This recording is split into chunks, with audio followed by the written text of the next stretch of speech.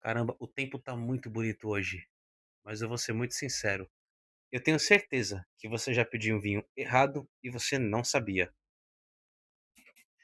Muito provavelmente você já deve ter chegado em um restaurante ou até mesmo em uma loja de vinhos e você chegou a pedir um vinho leve, um vinho macio ou até mesmo um vinho suave, sem saber exatamente o que você estava procurando.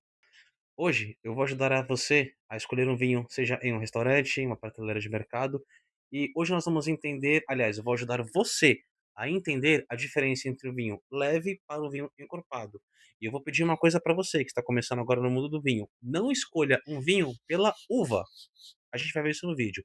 Preparei esse material para você, fica comigo até o final que hoje você vai aprender tudo o que você precisa saber sobre vinho leve e vinho encorpado. Bora lá? Ah, muito mais. Não se esqueça de seguir a gente no canal, não se esqueça de clicar aqui no sininho. Se você ainda não segue a gente, tá aqui a sua oportunidade. Vim falando sobre muitos títulos, muitos aspectos do mundo do vinho, né? Muitos assuntos que é muito interessante. E bora lá porque o vídeo tá muito E o que bacana. que é? Essas perguntas, essas dúvidas, elas sempre ficam na cabeça da pessoa quando ela vai pedir algum vinho e ela às vezes não tem uma real, um profundo conhecimento sobre o vinho que ela quer pedir ou algumas características que ela realmente gostaria de sentir em um vinho. Por isso o vídeo de hoje é para explicar para vocês realmente como que vocês podem fazer para conseguir entender um pouco mais e melhor sobre vinhos leves, sobre uvas, enfim, para que vocês consigam fazer uma boa escolha. No começo do vídeo, eu havia comentado para vocês não escolherem vinho pela uva. Isso por quê? As uvas elas podem ser plantadas no mundo todo, independente, né, do seu nome, do seu país ou região. Porém, quando ela é plantada, vamos supor, na América do Sul, ela vai ter uma característica completamente diferente se ela for plantada na Europa, porque o clima é diferente, o terroir é diferente. Precisamos também ter mais ou menos uma noção sobre o método de vinificação, plantio, colheita, qual técnica foi utilizada, né? Enfim, isso é um conhecimento um pouco mais profundo que você pode ir fazendo de acordo com o dia a dia, né? E você vai aprendendo mais sobre o produtor do vinho que você está tomando. Normalmente, quando a gente olha no rótulo e vê escrito lá Pinot Noir, Cabernet Sauvignon, Chardonnay, Malbec ou Sauvignon Blanc, geralmente são essas uvas que são mais plantadas no mundo e que aqui no Brasil elas ficaram muito conhecidas, né? Por quê? A Cabernet Sauvignon, assim como a Malbec, elas são muito utilizadas nos vinhos tintos que são comercializados aqui no Brasil e acabaram caindo muito facilmente no paladar do brasileiro. A Pinot Noir ela já tem uma fama de produzir vinhos mais leves, com pouca estrutura, com baixo tanino, com pouca acidez e realmente vinhos para o dia a dia. Normalmente as pessoas pedem muito Pinot Noir chileno, porque eles tendem a entregar mais frutas em aroma. Já a Chardonnay e a Sauvignon Blanc já são uvas brancas, né? Então elas entregam vinhos com zero tanino, com alto índice de refrescância, com boas notas de frutas. E com essas características, o público, o povo brasileiro, né, a gente aqui, começou a entrar um pouco mais no mundo do vinho, com a porta de entrada sendo essas uvas que são as mais plantadas no mundo. Mas, na verdade, às vezes as pessoas elas ficam confusas entre o que é um vinho leve e o que é um vinho encorpado. Como que eu posso pedir um vinho e não errar nessa escolha? Por isso que eu falei, nunca peça o vinho com base na uva. Por quê? Se for um Pinot Noir da região da Borgonha, você vai ter um vinho claro, um vinho feito com Pinot Noir, né, um vinho clarinho, mais translúcido, mas você vai ter um vinho com corpo lá em cima, com acidez lá em cima, com persistência lá em cima, então você vai ter um vinho mais presente em paladar. A diferença entre um vinho leve e um vinho encorpado. Não se trata sobre a uva, como eu acabei de explicar. Você pode sim pegar um Pinot Noir encorpado, mas você também pode pegar um Pinot Noir mais leve. Você pode pegar um Chardonnay, um vinho branco leve de entrada, né, um vinho para o dia a dia, mas você também pode acabar encontrando um vinho Chardonnay com passagem em barrica que será um vinho mais encorpado em paladar. Então, escolher o vinho pela uva nunca foi uma boa ideia. Agora, sobre vinho leve e vinho encorpado, o que será que você quer dizer, ou o que será que a pessoa quer em um vinho quando ela pergunta ou quando ela procura sobre um vinho leve ou um vinho encorpado? O vinho leve, geralmente ele terá baixo teor de álcool, ele vai ter um nível baixíssimo de tanino e ele vai ter uma acidez equilibrada. Ele vai ser um vinho mais, literalmente, mais leve. Que aqui eu tenho exatamente os três pilares que fazem com que o vinho tenha corpo, potencial de guarda, complexidade, né, e muito mais.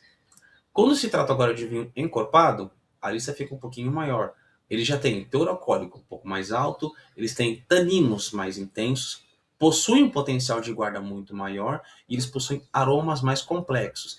Isso por quê? Geralmente os vinhos mais encorpados, eles são utilizados de vinhas mais antigas. As vinhas elas são mais velhas, então as raízes estão mais profundas no solo, pegando o nutriente para trazer para a uva. E como elas são vinhas mais velhas, elas produzem poucos cachos. Por isso que geralmente vinhos encorpados, eles, em sua grande maioria, eles sentem passagem em madeira por períodos de 12, 24, 36, né, alguns até chegam a ficar 40 meses em barricas, para que ele consiga ganhar complexidade e equilibrar tanto os taninos quanto a acidez, que é o que realmente dá o corpo para o vinho, que é o álcool, tanino e a acidez, né? São essas três estruturas. Por isso que geralmente os vinhos encorpados eles costumam ser um pouco, o investimento no vinho encorpado ele costuma ser um pouco mais alto do que um vinho mais leve. O vinho mais leve é vinhas mais jovens, produtividade um pouco maior e vinho realmente para o dia a dia. Agora, o que as pessoas não gostam quando elas pedem um vinho? O que seria um vinho desequilibrado? Ali, né, que nós estamos vendo aqui um GL, que na verdade é o grau GL, né, o teor alcoólico do vinho. Esse pH e AT, ele é referente à acidez, né, que o vinho possui, e do outro lado ali tem o tanino, que é o que causa a astringência. Geralmente o vinho desequilibrado, você pode perceber tanto na coluna em verde quanto na coluna em vermelho, que ele tem uma diferença muito grande de um para outro. Então, às vezes o vinho tem um pouco grau, ele é pouco alcoólico, mas ele tem muita acidez e tem pouco tanino. Mas ele também pode ter muito álcool, baixa acidez e muito tanino. Isso vai depender muito, claro, do país, uva, região, mas geralmente nesses vinhos mais jovens há um grande risco de você acabar encontrando, né, ou se deparando com vinho com essas características. Diferente quando você se depara com um vinho equilibrado. Mesmo ele tendo o grau GL, o grau alcoólico, mesmo ele tendo a acidez e o tanino em uma diferença muito mínima, nenhum sobressai, né, em excesso com o outro. Então você vai sentir que o vinho ele tem um alcoólico, ele tem uma acidez, ele tem tanino, mas os três eles se combinam tão perfeitamente que o vinho acaba se tornando agradável, equilibrado. E aí, claro, existe uma outra nota que eu não coloquei aqui para vocês ainda, que é o tempo de passagem em barrica.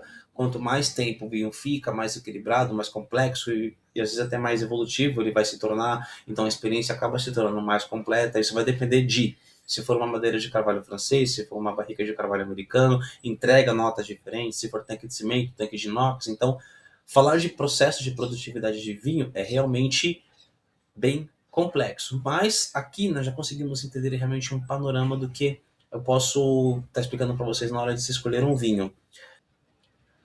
Agora, o que realmente tem no vinho que faz com que nós sentimos essas características? Primeiramente, nas uvas tintas, nós temos ali as antocianinas, que elas têm uma. É ela quem causa a pigmentação para transformar o vinho em tinta, na cor de vinho, né, naquela cor mais escura. Rubi, aquela cor vermelho púrpura e assim por diante. Porque é uma coloração que tem na casca. Tanino. Tanino vai te causar uma adstringência. O que seria isso? Quando você toma o vinho que você sente no fundo da boca, aquela é como se fosse uma espetadinha de uma agulha, ele amarra a sua boca, ele te dá aquele secor. Ao mesmo tempo que você está tomando líquido, você está sentindo algo seco no seu paladar. Isso é causado pelo tanino. Né? E o resveratrol, que ele é basicamente um antioxidante, né? Ele retarda o envelhecimento das células, o que é muito bom para a saúde do coração, né? Para a saúde de nós seres humanos. Né? Claro que você não vai tomar um vinho para você, tô doente, eu vou tomar vinho. Não, não é isso que eu tô falando, né? Longe disso. Mas ele é um bom antioxidante que também é encontrado em outras frutas. Agora, as uvas brancas, elas já não possuem essas antocianinas, porque elas são brancas, né? O que dá coloração para o vinho realmente é a casca. E tanto o resveratrol quanto o tanino, elas já têm um índice muito mais baixo. Então, por isso que geralmente os vinhos brancos, eles tendem a ser muito mais leves, frescos, refrescantes, com pouca acidez, um vinho mais pro dia a dia, comparando com os tintos. Então, as pessoas tendem a tomar mais vinhos brancos, e aí que entra a Chardonnay e a Sauvignon Blanc. Mas, claro, existem infinitas uvas brancas, como Pinot Grigio, vamos lá, tem a Chenin Blanc, tem a Gewürztraminer, tem muitas outras uvas que são utilizadas, né, para se fazer vinhos brancos. Né? Então a gente pode, claro, começar a comprar vinhos e explorar outros paladares. E para nós finalizarmos aqui, o que vocês acham de curtir esse vídeo e começar a seguir o canal? Que aqui sim você vai começar a aprender de vinho de uma maneira bem leve, assim como o vinho. Não se vai ser tão encorpado, porque pode acabar sendo um pouquinho difícil de compreender. E seguindo a gente, claro, você vai ter a oportunidade de você clicar aqui no link que está aqui na descrição e você pode fazer o nosso treinamento. Não perca essa oportunidade de você aprender um pouco mais e melhor sobre o mundo dos vinhos e ficar um pouco mais antenado e, claro, não errar mais na sua escolha. Senhores, foi um grande prazer eu estar aqui com vocês hoje. Fiz esse vídeo pensando realmente em você, que gosta de tomar vinho, que quer começar a aprender a tomar vinho e quer saber mais sobre vinho. E eu vou ficando por aqui. Não se esqueça então de curtir esse canal, de seguir esse canal, de curtir esse vídeo, compartilhar para que mais pessoas saibam e aprendam sobre o mundo do vinho. Eu sou Antônio Cardoso, sou sommelier e você está no canal Antoine. Vejo você nos próximos vídeos.